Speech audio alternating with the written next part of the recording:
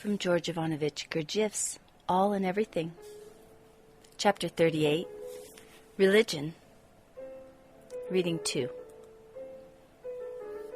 And meanwhile, let us return to our tale we have begun. And thus, that part of the surface of the planet Earth occupied by India has remained, in respect of natural wealth, the same in recent centuries as formerly. And therefore, when in the peculiar psyche of the European beings who had gone to that country for the process of reciprocal destruction, the need to carry on this terror had passed, those beings stayed on there, and either prepared themselves for subsequent similar processes, or, as they say, earned enough to send the required goods for the ordinary existence of their families, who had remained on the continent Europe. And all kinds of goods they earned there by means of their trades, consisting for the most part of manufacturing what are called copper buttons, hand mirrors, beads, earrings, bracelets, and various other such gewgaws, for which it appeared the beings of that country also had a weakness. Quite from the beginning of this period,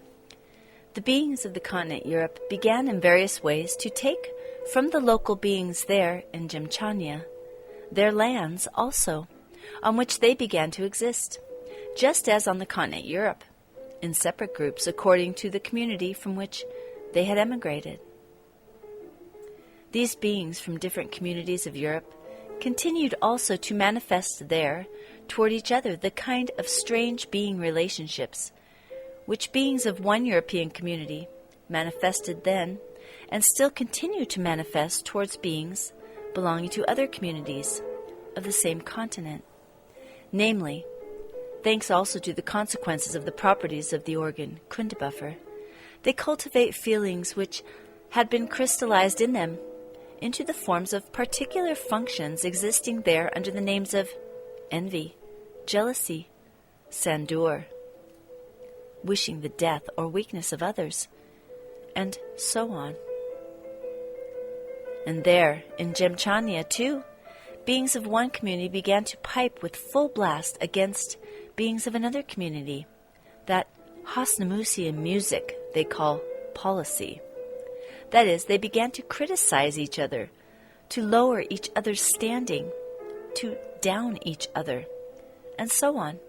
their aim being to create what is called prestige among the local beings in relation to their own community. In the course of such a policy, one of the heads of a certain European community in some way or other learned the secret, how to influence the psyche of beings of other communities to acknowledge the authority of and give supremacy to the beings of his own community. Afterwards, when the beings who had learned his secret, the principle of the action of which was called gzvanel, or inciting one against the other, initiated the other heads of his community into it, and they all made it the basis of their policy. Then, indeed, the beings of this community began everywhere and in everything to obtain predominance. Although both the former heads of the beings of this community, and also that being himself who had hit upon the secret gzvaznel, already long ago perished, yet subsequent generations, continuing now, of course, automatically to employ this secret, gradually not only took into their own hands almost the whole of this Gymchania, but also subordinated to their influence the very essence of all the beings breeding on that part of the planet Earth. In spite of the fact that 2 centuries had passed, yet at that period to which my further tale refers, concerning the destruction by contemporary beings of the labors of Saint Lama, it all continued in the same way. Having become proud of their success, the recent heads of that mentioned European community, who had the luck, thanks to the same secret gzvaznel alone, gradually to subordinate all to their influence and to grasp everything into their hands, wished to lay their paws even on that which had until then been considered unattainable. Namely, they decided to take possession of also that neighboring country called Tibet, which was then considered to be inaccessible, and therefore one day for them fine, but for all the rest of the beings of that planet, sorry day. They assembled many beings of their community, and still more from among the number of small local communities already conquered by them, and with the help of every possible new invention of their contemporary European civilization for the process of reciprocal destruction, they began very quietly to move towards this country, hitherto considered inaccessible. In spite of the help of these European new inventions of every kind, this movement of theirs up country was very difficult, and cost them very dearly, not only in what they call their pounds, but also in what they call casualties. While this crowd of every possible kind of terrestrial, three-brained being still quietly, but against great difficulties, moved up, the beings themselves who dwelled above in Tibet as yet suspected nothing whatever of what these European beings called their military expedition against their country. And they learned about it only when that mob was already up. When the beings of this high country learned of this unusual event, they immediately became alarmed and agitated, because they had grown accustomed to the notion during many centuries that the place of their existence was inaccessible to everybody, and the beings of other communities, no matter what might be their means for the process of reciprocal destruction, would be unable to penetrate to them in any way. So certain were they of this, that they had not even once cast a glance downwards to see what was being done during this time in respect of the aim of penetrating into their inaccessible country, and hence they did not take any corresponding measures in advance. It was from this that the sorrowful events subsequently came, which were finally to destroy all the results created by that full of faith sacred individual, Saint Lama. First of all, it is necessary to tell you that this high country was a place of existence, also of that small group consisting of 7 beings there, who, according to the rules established from the very beginning, were guardians of the most secret instructions and last counsels of Saint Lama. This group consisted of these 7 beings who, following the indications of Saint Lama for freeing themselves from the consequences of the properties of the organ Kundabuffer, had brought their self-perfecting up to the final degree. When this group of beings of 7 learned of this event, it dispatched the chief among them to join the agitated chiefs of the whole country in a conference which took place in the capital just on the day of the arrival of these uninvited guests from below. The assembled heads of the Tibetan beings unanimously decided at this first conference of theirs, very peaceably and courteously, to request these uninvited visitors to return, whole and hearty, to from where they had come, and to leave in peace both themselves and their peaceful country, that did no harm to anybody. When, after several days, it became clear that these uninvited guests would not consent to return, but as a consequence of this request, even hastened to move forward more deeply into the country, the members of the first council became even more alarmed, arranged a second council, and began to deliberate what to do to prevent these beings from entering, as it is said, a stranger's house without invitation. A quantity of every sort of means were proposed for removing from their country these beings who had broken, like ravens, into a stranger's nest. But one in particular found support: to destroy utterly to the last man all these uninvited swaggers. And this, my boy, could have indeed been easily done, because such is the country that without any additional means, merely by stones thrown down from the mountains, a single being could destroy thousands of enemy beings passing along the valleys. And especially was this possible because every one of them knew the lie of his native country like the palm of his hand. By the close of the conference, all the heads of the country, Tibet, had become so excited that they would almost certainly have decided to carry out the proposal supported by the majority, if the head of that small group of 7, who, as I have already told you, had been sent to this council by the other members, had not intervened in this stormy council. This head of 7, later a saint, while persuading the other participants in this conference that what they had proposed must not be done, said among other things, quote, "The existence of every being is equally precious and dear to our common Creator, God. Therefore the destruction of these beings, so great a number of them too, would give no small grief to that one, who, even without this, is overburdened with the care and sorrow of all that exists among us on earth."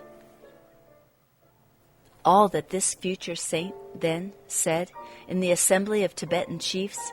was so generally persuasive that they decided not only to take no measures against the strangers, but even to take every kind of precaution that no one should hinder the march of current events. Thereupon the beings appearing from below as uninvited guests, meeting with no opposition anywhere, moved forward there into the heart of that unique country, which hitherto had been isolated from all the conditions of ordinary being existence, growing always worse on your planet.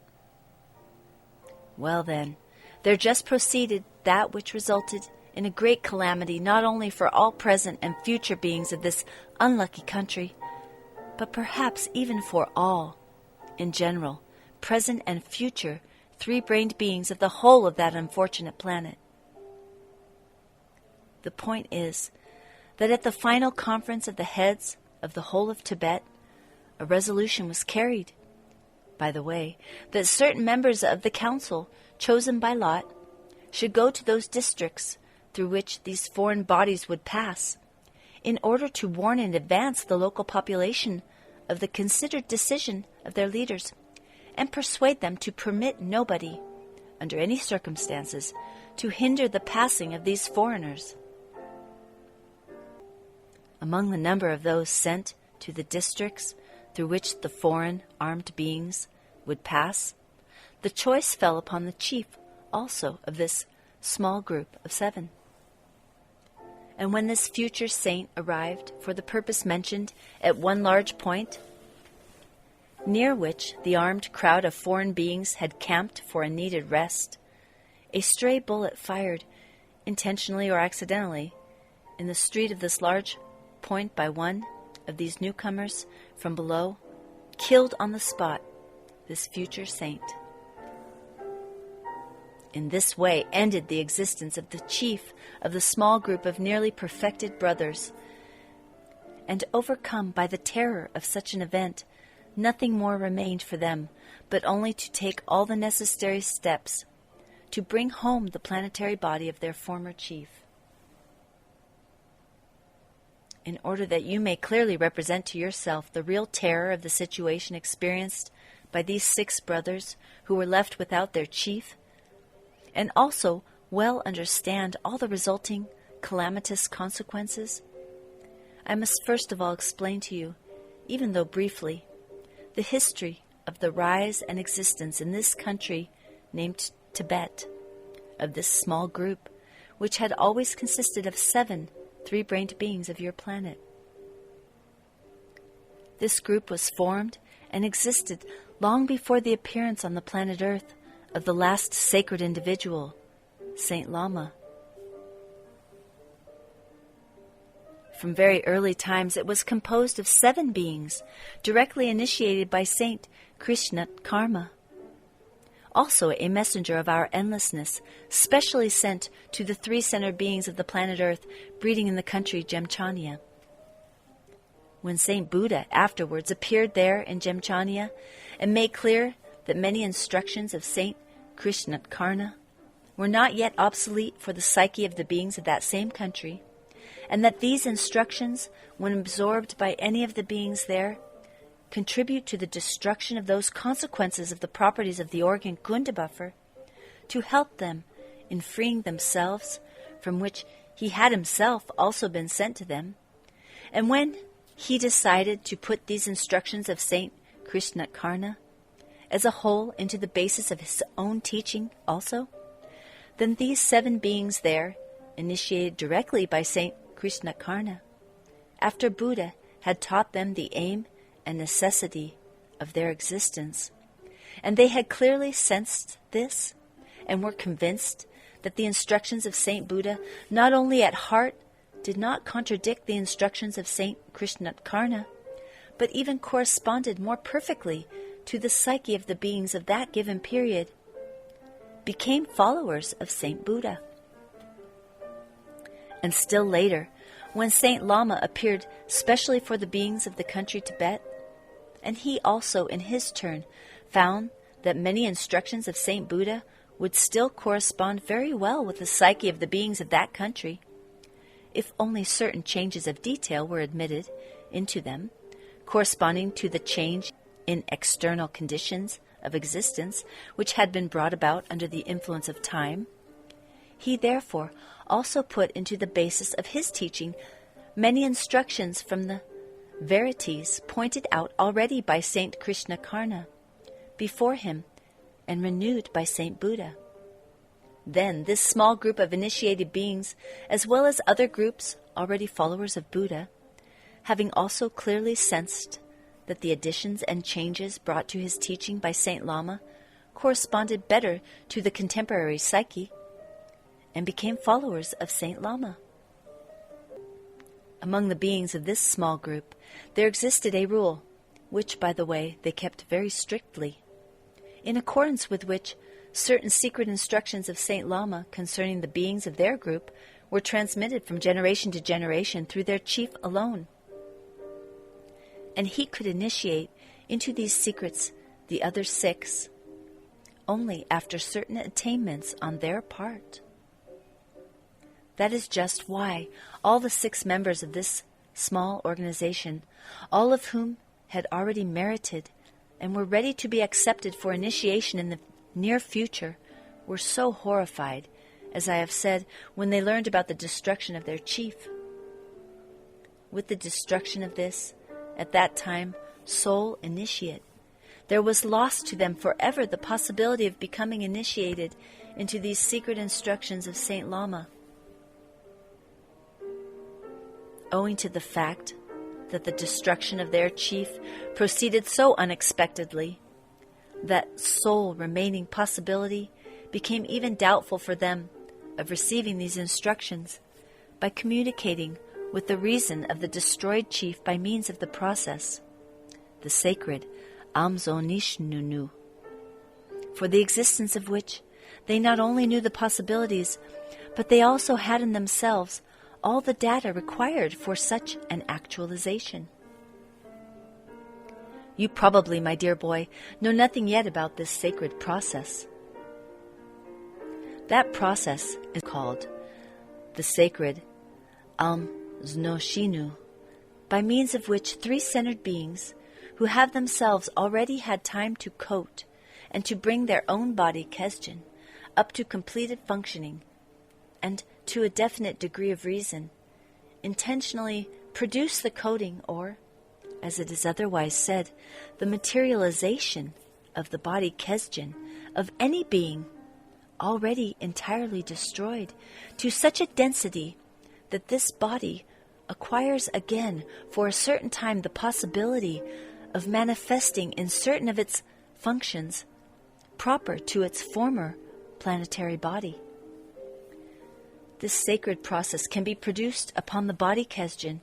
of that being who also during his existence had brought his higher being body up to that completed functioning, and in whom, in addition, the reason of this body had been brought up to the degree called the sacred being Miru Zinu.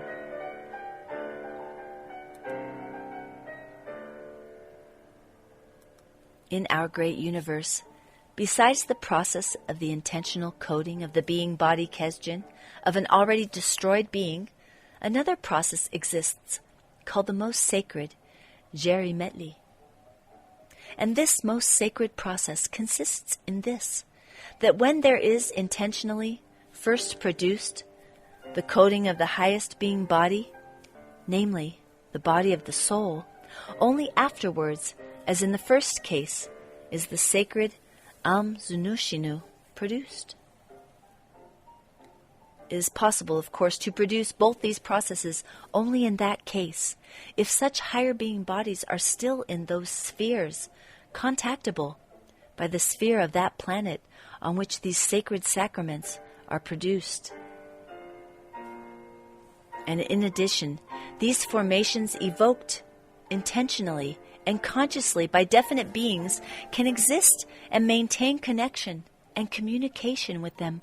only as long as the beings who produce these formations consciously feed the body Kesjin with their own sacred Isaac Ladon. Thus, those 6 remaining members of the small group of 7 might have had recourse to this same sacred process, Amzo Nishunu, for communication with the reason of their destroyed chief, if they, having foreseen the possibility of this sudden decease of their chief, had made beforehand, while he still existed, a certain preparation necessary for completing this process. In order that you may understand about the essence of this preparation for the sacred process, the sacrament Amzo Shinu, it is necessary for you to know about 2 particular properties of the being Hamblazoin, the blood of the being body Kesjin. The first of these properties of the being Hamblazoin consists in this, that if any part of it be separated and removed, then wherever and however far it may be taken, a thread-like connection is formed between this part and the fundamental concentration of all this cosmic substance, in such a way that this connection is formed of this same substance, and its density and thickness increase and diminish proportionately with the distance between the fundamental concentration of this substance and its separated part. And the second particular property of this Hamblazoin consists in this, that when it is introduced into the fundamental concentration of this substance and has mixed with this primordial concentration, it is distributed in it everywhere, in uniform densities and in uniform quantities, wherever the given concentration may be, in whatever quantity this same Hamblazoin may accidentally or intentionally be introduced. And so, in consequence of the fact that the body Kesjin of the being is coated with those substances which in their totality make this cosmic formation much lighter, then that mass of cosmic substances which surrounds the planets and is called the planetary atmosphere, then as soon as the body Kesjin of the being is separated from the planetary body of the being, it at once rises according to the cosmic law called Tenikdoa, or as it is sometimes called, the law of gravity, to that sphere in which it finds the weight proper to it equally balanced, and which is therefore the corresponding place of such cosmic arisings. Then, in consequence of all this, the preliminary preparation consists in this, that beforehand, still during the planetary existence of that being,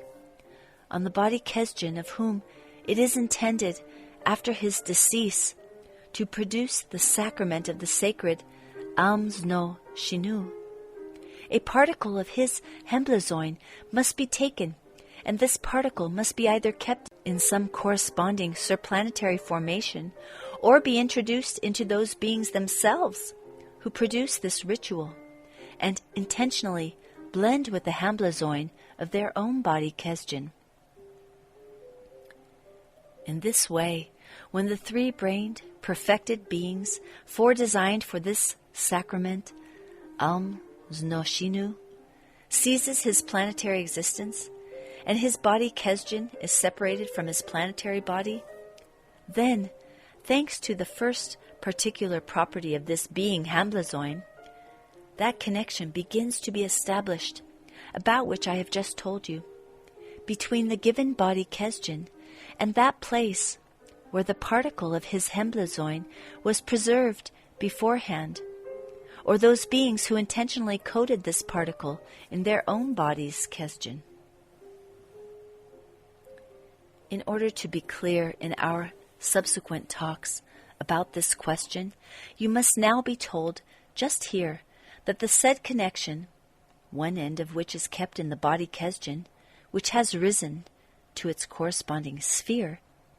and the other end of which stays either within those subplanetary formations in which the particle from the general mass of the Hamblazoin of the given body Kesdjan was fixed, or in those beings who intentionally blended the Hamblazoin of the given body Kesdjan with the Hamblazoin of their own body Kesdjan, can exist in space only for a limited period, namely, only until the completion of the appointed movement of that planet on which the given being had arisen, around its sun. And at the beginning of such a new completing movement, the said threads completely disappear. And they disappear because in the atmosphere surrounding all planets, the evolution and the involution of cosmic substances required for the great cosmic Trago-Auto-Egocrat, in accordance with the fundamental sacred cosmic law Heptapara Parshinok,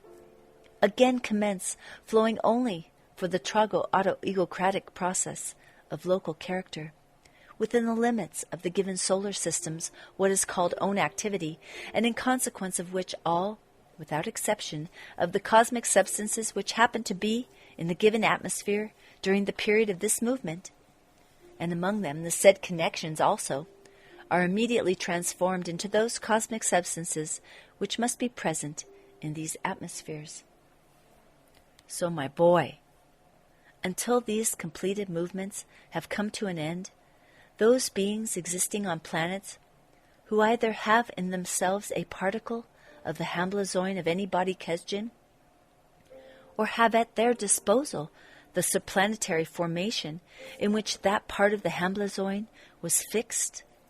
can, assuming of course that they have all the corresponding data for carrying it out, at any time attract such a body back to the sphere of the solid part of the planet, and saturating it to the condensation corresponding to their own Hamblazoin, in this way establish relations with the reason of that already completedly formed independent cosmic unit. And this attraction, or as it is sometimes said, materialization, is produced, as I have already told you, by means of what is called valikrin, that is, by the conscious injection in a certain way of one's own Hamblazoin into the ends of these connections. Several times, even before this Tibetan case, this sacred process, Ams no Shinu, had already been produced on your planet by the three-centered beings of different periods, and about the information concerning these sacred processes of former times, several legal monisms existed. It was through these legal monisms also that this small group of Tibetan beings already knew all the details of the procedure relating to this sacred process, and of course they also knew about the need of the special preliminary preparation for it. But having now no other possibility of learning all the sacred sacraments, except only by attempting to enter into relations with the reason of their deceased chief, they decided to try to carry out this sacred sacrament upon the body Kesdjan of their former chief, even without the said preliminary preparation. And so, owing to this risk of theirs, that proceeded there which served as the cause of the mentioned great misfortune. As my further investigations showed me, this great misfortune occurred in the following way. When these 6 great initiates, still existing with their planetary existence, began by twos, in turns, uninterruptedly, for 3 days and 3 nights, to produce upon the planetary body of their former chief the process Velikrin, that is, the inpouring of their own hemblazoin into his body, then, because of the absence of the said preliminary preparation of the connection with his body Kesdjin, their hemblazoin did not go to the actualization where it should have gone, but only accumulated chaotically over this planetary body of their former chief. And since, unfortunately for them, during these same days, a reinforced blending of the sacred active element, Okidaunok, was proceeding in the atmosphere above the locality, or as the beings say there were great thunderstorms. Then between these 2 cosmic results, still only in the process of transition from one definite cosmic phenomenon to another, a what is called Sobrionolian contact resulted. And it was thanks to that contact there, on that small area of that ill-starred planet, that accelerated cosmic phenomenon resulted called Natunichtno, that is to say, the sudden and instantaneous evolution of all cosmic formed crystallizations, and namely, all the neighboring surplanetary formations were immediately transformed into the prime source substance, Etherokrilno. This Sabrionolian contact, or as it would be said on your planet Earth, this explosion was so powerful that during this Natunichtno, there everything, without any exception, was transformed into Etherokrilnu, both the planetary body of the chief of this small group of beings, as well as all the 6 other brethren there who had completed this sacred sacrament, and likewise in general, all the spiritualized or only concentrated surplanetary formations which were in the given region within an area of 1 shmana,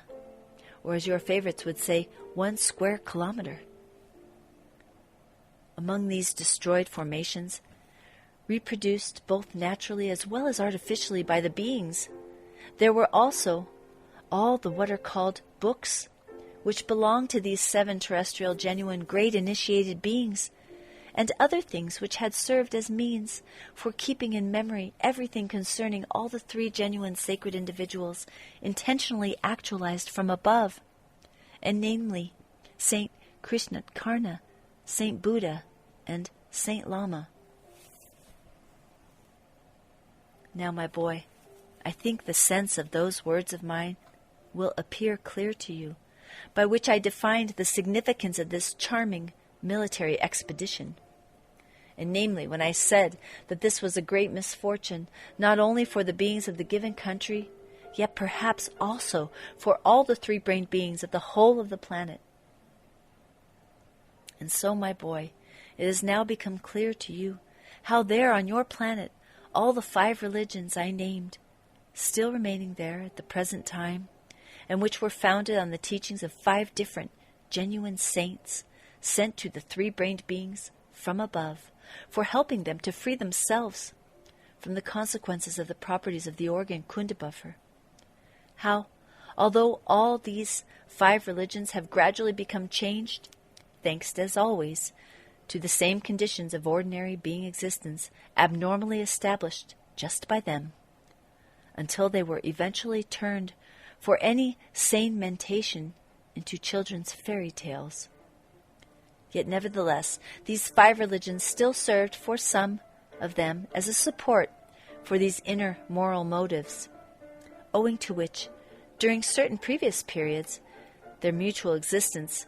became more or less becoming to 3-centered beings.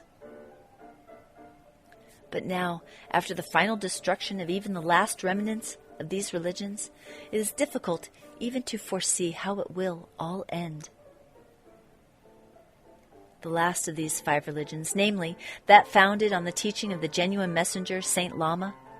has been finally, and even with a crash, destroyed by that charming military expedition of theirs.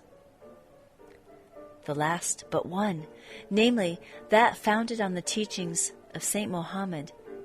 they are now destroying by means of the abolition of the former famous fezzes and yashmaks with the gracious assistance of the German Junkers. And as regards the final destruction of the still earlier arisen religion, namely that founded on the teaching of Jesus Christ, that is the religion and teaching upon which the highest individuals placed great hopes, the contemporary 3-brained beings there, who have already become arch-strange, are completely destroying it by organizing in that city of Jerusalem their university for the contemporary Jewish youth.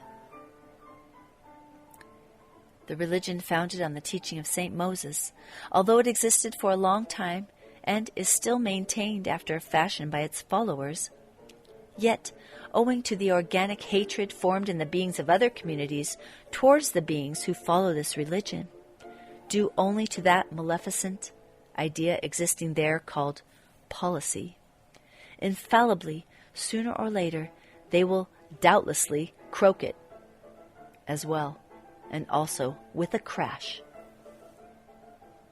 And finally, as regards that religion there, which was, so to say, founded on the teaching of Saint Buddha, I have already told you that thanks to their notorious suffering based on a misunderstood idea, they have from the very beginning turned this teaching into a means for their own, as they themselves say, mental perversity. By the way, it must be noted that in the beginning, the Tenguri, and after them, Brahmanists, Shunists, and so on, occupied themselves with this mental perversity there, and now at the present time, those called Theosophists and other pseudo-learned occupy themselves with the same thing. Having thus spoken, Beelzebub became silent for a short while, during which it was seen that he concentratedly pondered over something, and afterwards he said, "At this moment I am considering that it will be very, very useful for your reason if I tell you more about a certain event connected also with the sacrament of the sacred Alms Noshinu, which concerns that sacred individual, the conception of whom was actualized among your favorites, and who, having become formed, was named Jesus Christ. I will tell you about this important event connected with the actualization among them of this sacred individual, the notion about which the contemporary favorites of yours define by the words, the death and resurrection of Jesus Christ. Your acquaintance with this fact will be another example for you for enlightening you about the sense and essential significance of the sacred sacrament, Alms Noshinu. And in addition, you will also have a clear example of what I have already told. How, thanks only to the strange inherency in their general psyche, called wiseacring, the sense of even those crumbs collected from bits here and there into one whole, spoken and indicated to them by the genuine sacred individuals, intentionally actualized among them from above,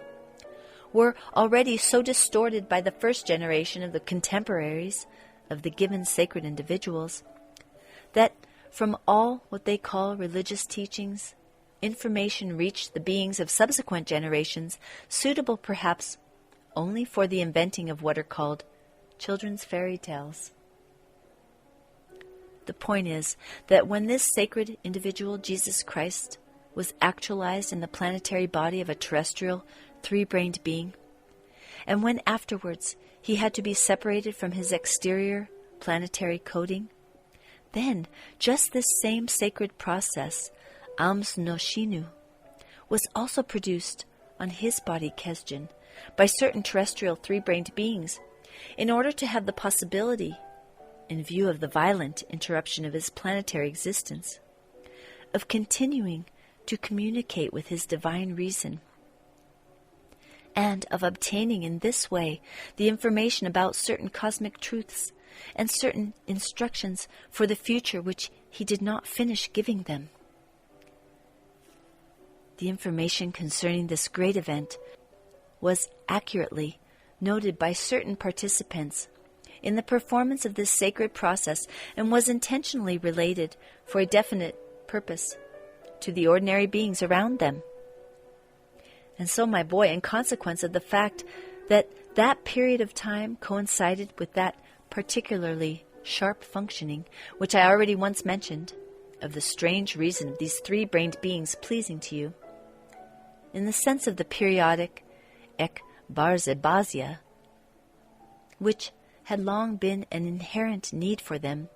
to lead into error beings around them similar to themselves, at which period many of them strove to be called learned, of course, of new format, and also on account of the fact that at that time there were many such beings among the mentioned ordinary beings around them. Then they inserted for transmission to subsequent generations, in most of the notes and expressions of those stories of the witnesses about this sacred process, such absurdities that in addition to this indubitable information that Jesus Christ was crucified on a cross, and that after the crucifixion he was buried, they also proved just as convincingly that after his crucifixion and burial, Jesus Christ was resurrected and continued to exist among them, and to teach this and that, and only afterwards did he raise himself with his planetary body to heaven. The result of this kind of, in the objective sense, criminal wiseacring of theirs, was that in the beings of subsequent generations, genuine faith in all this divine and uniquely accomplished teaching of salvation of the all-loving Jesus Christ was totally destroyed. These absurdities, which were written down, began gradually to engender, in the presences of certain of the beings of subsequent generations, the impulse of doubt, not only concerning what I have just said, but also doubt relating in general to all the real information and accurate instructions and explanations of this sacred individual intentionally actualized among them from above. The data, however, for the doubt of these mentioned certain terrestrial three-brained beings of subsequent generations began to be crystallized and became an inalienable part of their common presences, chiefly because even in them, in spite of the process inherent in them of almost automatic existence, yet nevertheless, during a long period of time, many of their centuries, they gradually acquired from this automatic crystallizing data for a more or less correct instinctive sensing of certain cosmic truths, as for instance, concerning the indubitable truth that if the process of the sacred Ruskuarnu occurs to any being, or as they say, if someone dies and is moreover buried, then this being will never exist again, nor, furthermore, will he ever speak or teach again. And so, those of these unfortunates, in whom, in short, there still continued to proceed very slightly the functioning of being mentation according to the law of sane logic, and who had not at all accepted such illogical and unusual incoherencies, ultimately lost all faith in any truth whatsoever, really given and explained by this sacred individual, Jesus Christ. And as regards the remaining terrestrial three-brained beings, who, by the way, in general, represent in themselves the majority, then they, becoming usually transformed at the corresponding age, owing to many causes, but chiefly because already from the earliest years of their existence, it became proper to them to occupy themselves with what is called moordorten, into what are called psychopaths, accept blindly, literally and word for word, entirely without any being logical mentation, all these fantastic absurdities which reached them, and a kind of special peculiar faith in all this religious teaching becomes automatically formed in them, as if it represented in itself the totality of all the truths connected with and related to just this sacred individual, Jesus Christ, who was indeed intentionally actualized among them from above. The information about what is called the Lord's Supper, given in the noted totality, still existing today among your contemporary favorites, representing, as it were, the real accurate history of this sacred individual, and which is called by them the Holy Writ, was nothing else but a preparation for the great sacrament, Alms Noshinu, on the body Kesdjan of Saint Jesus Christ. It is interesting to notice that even in this totality, noted from bits here and there, which your favorites call the Holy Writ, there are many precise words and even whole phrases uttered at that Lord's Supper by the Saint Jesus Christ himself, as well as by those directly initiated by him, who in this same holy script are called disciples or apostles, and which words and phrases your favorites, particularly the contemporary ones, also understand as always and everything, only literally, without any awareness of the inner meaning put into them. And such a nonsensical literal understanding proceeds in them, of course, always owing to the fact that they have entirely ceased to produce in their common presences part dog duty, which should be actualized by being efforts, which in their turn alone crystallized in the three-brained beings data for the capacity of genuine being pondering.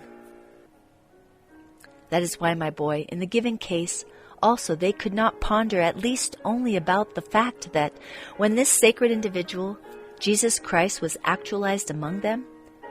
and when this same existing holy writ of theirs was compiled, so many definite words were not used by beings similar to those compilers as are used at the present time. They do not consider that at that period, being mentation among the beings of this planet was still nearer to that normal mentation, which in general is proper to be present among three-brained beings, and that at that time the transmission of ideas and thoughts was in consequence still what is called Podob Nisirnian, or, as it is still otherwise said, allegorical. In other words, in order to explain to themselves or to any others some act or other,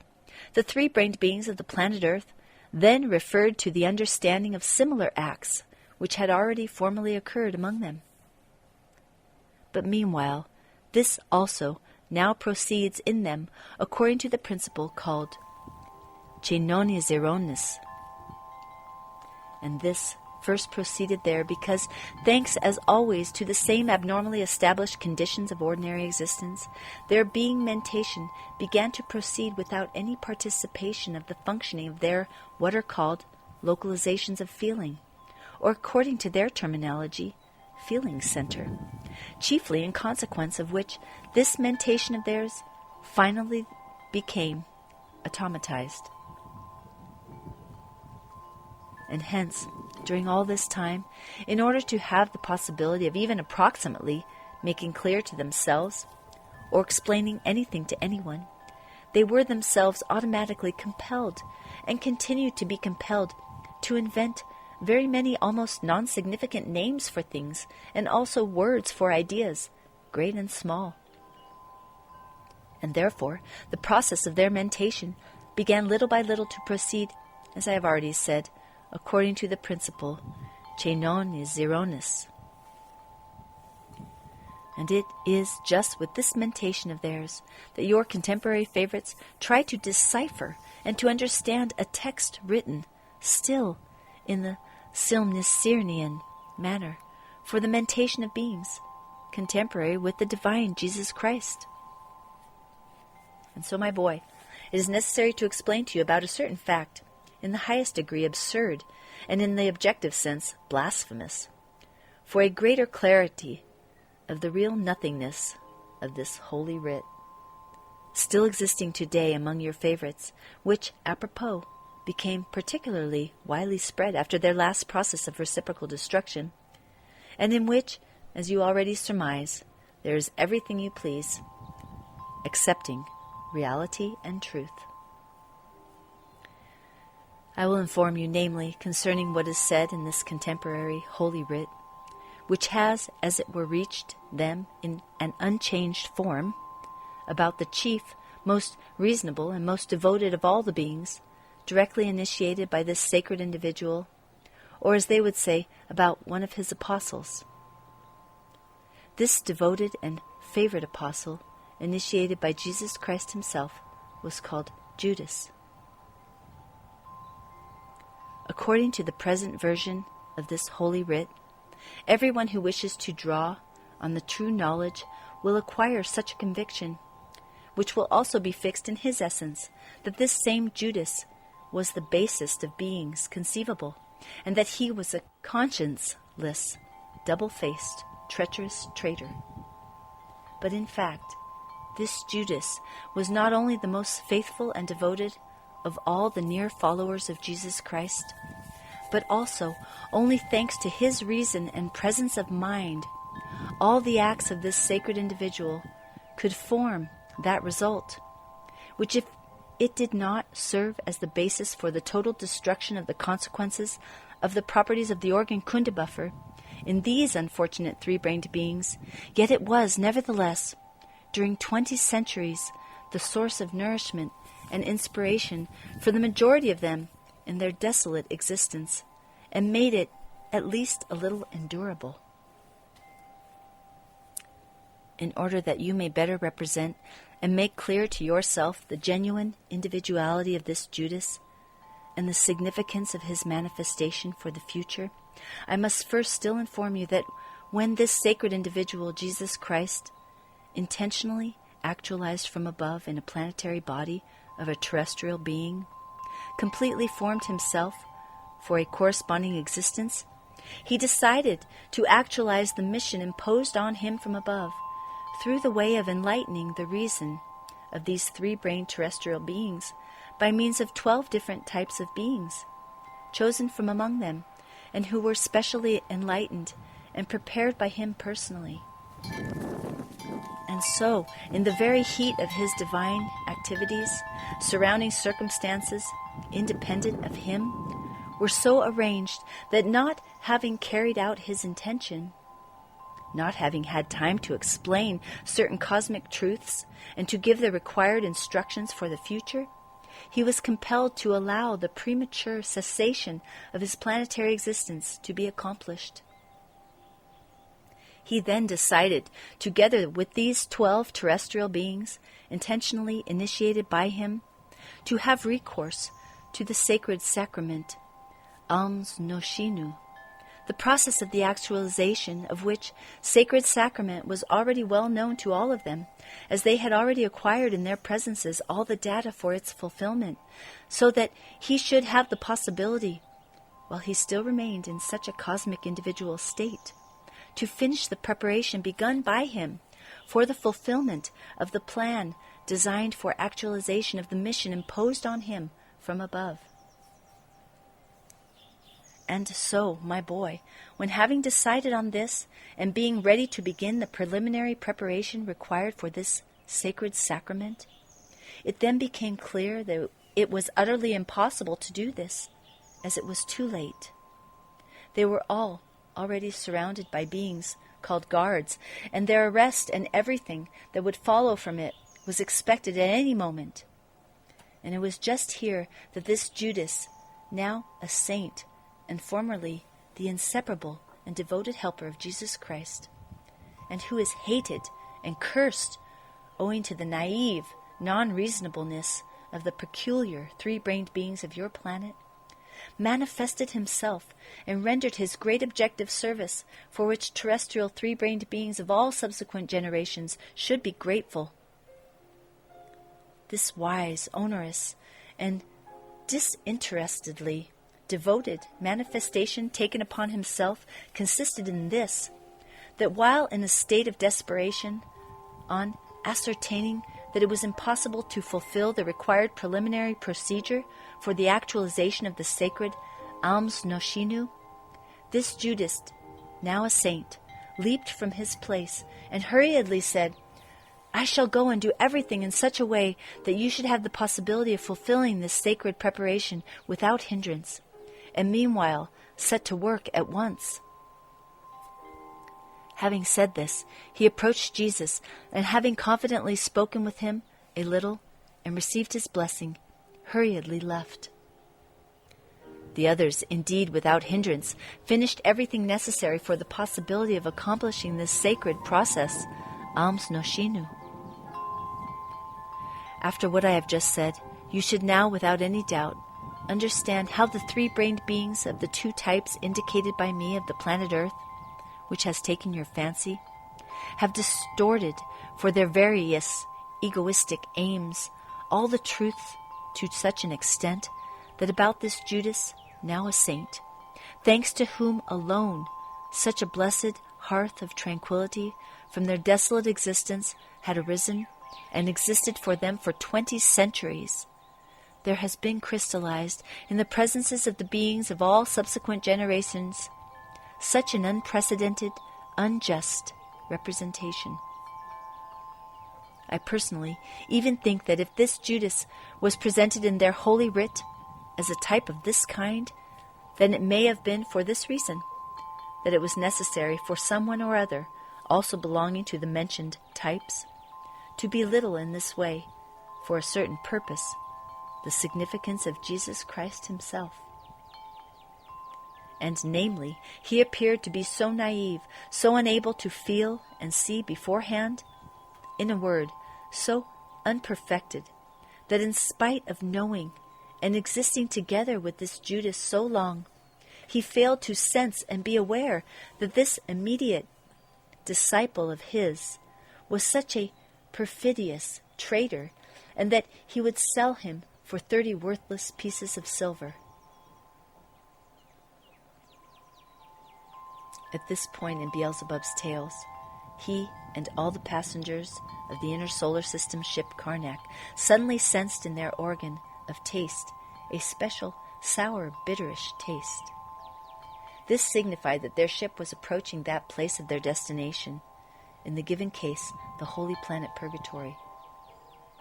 They sensed the sour, bitterish taste because a special magnetic current was released from the steering compartment of the ship to inform all the passengers of the approach of the place of destination. Beelzebub, therefore, interrupted his tale and, glancing affectionately at his grandson, said, Now we shall have, willy-nilly, to stop our talk about this sacred individual, Jesus Christ. But nevertheless, my boy, when we arrive home and exist on our dear Caritas, remind me sometime when I am free to finish telling you about the whole of this history in detail. All the history of the actualization of this sacred individual in a planetary body among your favorites, both concerning his existence among the beings of various groupings of this planet of yours, and also concerning his violent end, is very, very interesting, just for you who wish to explain to your reason all the details of the strange psyche of these peculiar three-brained beings. And it will be very instructive and interesting to know that part of the history of this Saint Jesus Christ, which relates to the period of his existence there, from the ages of 12 to 28, according to their time calculation.